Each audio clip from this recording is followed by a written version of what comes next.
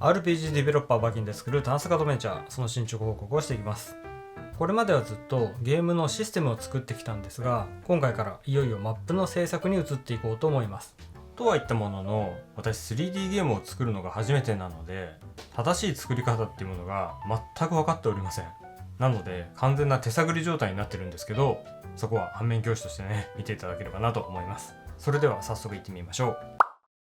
何もないところからいきなり作り始めるのはとても無理なので、まずは簡単なイメージボードを書いてみます。イメージボードとは言ってもですね、ただラフを書くだけなんですけど、最初に作るのはマルタの家にしようと思います。なんだかんだね、主人公は一番設定が固まっていて構想が練りやすいですからね。マルタは機械いじりが好きなので、家の中に工房がありそうだなとか、この街全体がガラクタでできた街なので建物は廃材を利用してそうだなとか、主人公の家は他と比べて何か特徴的な要素を持たせたいなっていうのがありました。あとバキンがせっかく 3D 制作ツールっていうこともあって、何かしら高低差を持たせたいなと思いまして、最初はマルタの工房を家の地下に配置してみたらどうかなって考えてたんですけど、多分これ家の中で移動するときめんどくさいだろうなと思ってボツにしました。となると外観の方に高低差を作ろうかなっていうことで、はしごをかけて屋根の上に上がれるのはどうだろうって思ったのがこれです。家の中の2階とベランダがつながっているイメージですね。でその次に考えてみたのがこれです。はしごを取っ払って上から直接飛び降りれるようにしたら面白いかなと思って柵の一部を開けています。そして屋根の上で洗濯物を干しているようにして生活感を出したりもしてます。でもどちらも普通の家すぎてなんかインパクトが弱いなっていうので考えたのがこれです。1階と2階の位置関係をずらしてはしごではなく木でできた階段でベランダに上がれるようにしたものです。ただこれを試しに 3D で組んでみたら階段の勾配が思ったよりも急だったのでボツにしました。そんなこんなで全然答えが出ないまま数ヶ月が経過したんですが、ある時フォールアウトを遊んでいたらですね、バスやトラックをそのまま利用して生活しているような光景をよく見かけて、廃材を組み合わせて特徴的なものを作るのではなくて、元から特徴的な形状のものを利用すればいいんだってことに気がついて、電車の一部のようなものを置いてみることにしました。でこれを軸にこれまでに考えていたはしごや屋根の上、洗濯物といった要素だけを残して作ったのがこれです。結構シンプルなんですけど、最初に比べると少しはインパクトが出たかなと思います。外観ができたので内装も整合性が取れるようにコンパクトにまとめて、ひとまずイメージボードはこれで完成です。イメージボードが書けたので次はモックを作っていこうと思います。これはマップを作り込む前にグレーボックスで仮組みしてみて、その規模感を測ったり操作した時の画面の見え方っていうのをね確認するために作っています。バキンの場合は地形の1マスが1メートルなので 3D モデルを作成する際にも目安になります。この小屋部分と車両部分のつなぎ目は最初フラットな高さだったんですけど、ここに段差を加えることでよりマップの情報量を増やすことができるなと思ったので、モックの段階で斜面を作ってみました。こういった斜面や階段っていうのがすぐ作れるのはバキのいいところだなと思います。で実際に部屋の中を歩いてみて、入り口から奥までの距離感だったりカメラの見え方っていうのを確かめていきます。で大体このくらいかなっていうマップの広さが決まったら、それをスクショしてフォトショップへ持っていきます。これにこんな感じで直接ラフを書き込んでみます。こうすると配置する 3D モデルのサイズ感を確かめることができて、それと同時に足りないモデルの把握ができるので、あとはブレンダーで地道にモデルを作成していくことになります。ロッカーや樽、ロープやバケツなんかは前から作ってたんですけど、それでも家の中に必要なものっていうのは全然足りなかったので、結構いろいろと作ってきました。今回新規で作ったモデルは外に続く階段、蛍光灯、ガスボンベ、玄関マット、壁にかかったよくわかんない布、流し台、鏡、スチールラック、床に散らばった紙、作業用の机と椅子、壁の配管、棚、ゴミが残ってる。気を取り直して棚、ランプ、壁掛けのベッド。なんかあるよねこれね。なんだこれ、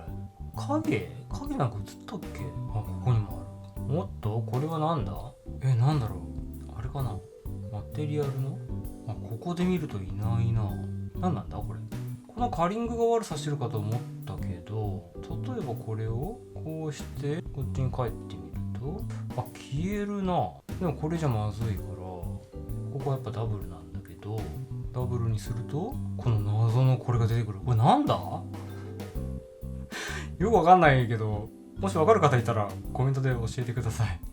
何なんだろうこれ。じゃあ気を取り直して、ベッド、マグカップ、張り紙と、家の中だけでこれだけ新規で追加する羽目になりました。もう作業量がやばいけどないものは仕方ありません。今後も足りないたびに作ることになりますが、めげずに頑張ろうと思います。で、モデルの制作が済んだので、あとは馬琴場で作ったモデルを配置してカメラ、ポストエフェクトなどを加えてマルタの家の内装が完成です。途中何度も配置を変えているのでめちゃくちゃ時間かかりました。で、このマップのこだわりポイントはこの作業机ですね。この屋根みたいになってる部分なんですけど、これ角度を変えてみるとわかるんですが、わざとちょっと高めに作ってあります。これはなぜかというと、最終的にゲームとして映るカメラの角度から一番カメラ映りがいい高さにしたかったからです。このボードにかけているね、糸の子も見えるし、後ろの壁も一度とだけ見えるんですけど、机全体として見た時に高すぎるっていう違和感もない、そんな仕上がりになったんじゃないかなと思います。まあこんな誰も見ないんですけどね。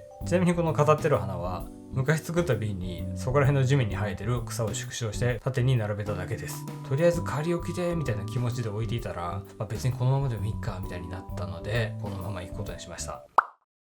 それでは続いて家の外、屋外も作成していきます。手順は屋内と同じですね。まずはモックを作って実際にテストで歩いてみます。家を出てから次のマップへ行くまでの距離感を確かめたりしてます。